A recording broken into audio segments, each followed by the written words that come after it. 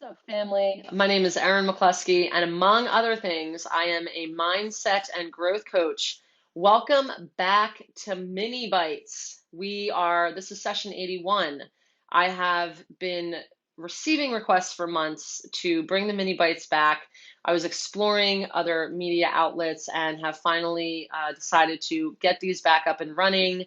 As I continue that exploration, if you want to know more about me and my story, please visit www.erinjewelconsulting.com. If you would like to schedule time with me, you can schedule a virtual tea, which I am offering that, as well as any initial consultations for free, doing what I can to give back during this time of shift. So to do that, just go to www.erinjewelconsulting.com, and under bookings, you can just right there pick a time, pick a date, and I'll look forward to talking with you. So today those of you who are not familiar with Mini Bytes, those of you who are, welcome back. Those of you who are not, Mini Byte sessions are usually somewhere between 4 to 6 minutes in length, not much longer at all. And it's just a couple of minutes to give a little insight and perspective on a particular area or topic. So what's coming up today is the topic, the Mini Byte session, Keep It Light. So what do I mean by that? Well, let's face it, there's a lot of reasons on any given day, in particular during this time of shift, to focus on what's not working. And I've talked about this before in some of my mini bite sessions, and I talk about this a lot with clients. There's a term called negative bias, which is an individual's tendency to focus on what is not working. It's in our DNA. It's kind of how we're wired. Back in the day when the saber-toothed tiger was chasing after us, that was not working in our lives as cave people. So we had to focus on the things throughout the day that were not working in order to survive. Well, as we have evolved as human beings, that part of us hasn't entirely evolved in at the same pace. And so we do have a tendency to still focus on what's not working.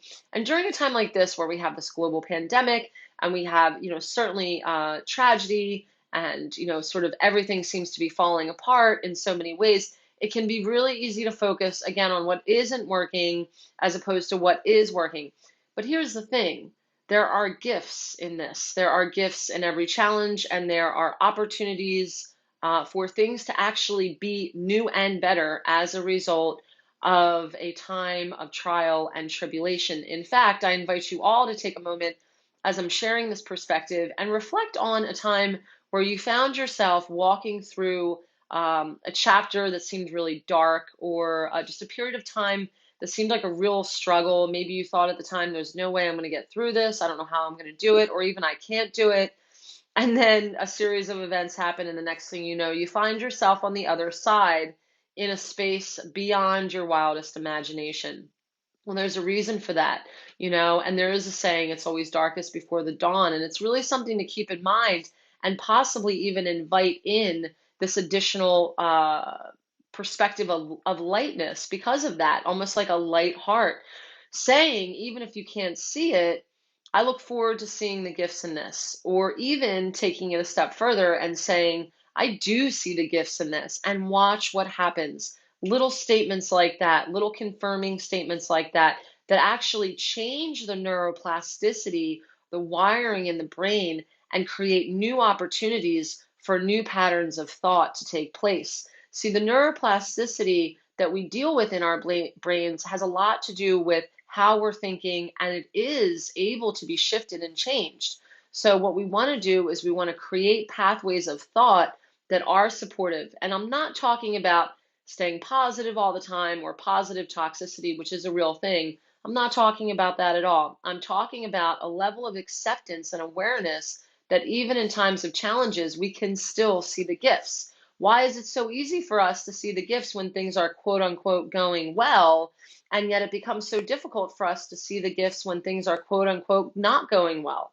Because let's face it, when I think something's going well, you may not. I mean, that's even subjective to a large extent. So regardless of your take on any of this, I invite you to consider the possibility that you actually could be getting a lot of good out of what's currently happening right now. And I invite you to go after it and say, I want my gifts just like the next person, and giving yourself that chance to have that light heart in anticipation of what is to come, which I believe the best is yet to come in many ways.